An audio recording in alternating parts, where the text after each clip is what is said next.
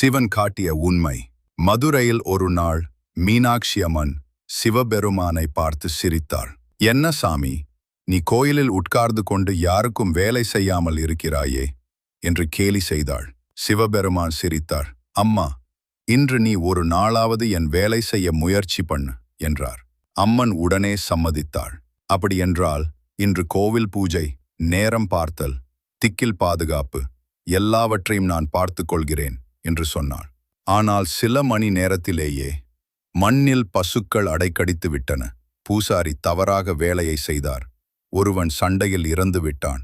யாரோ கோவிலில் திருடினார். அம்மன் பரபரப்பாக ஓடி ஓடி செய்கிறாள்.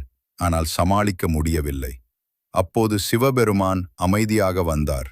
அம்மா, இப்போது புரிகிறதா?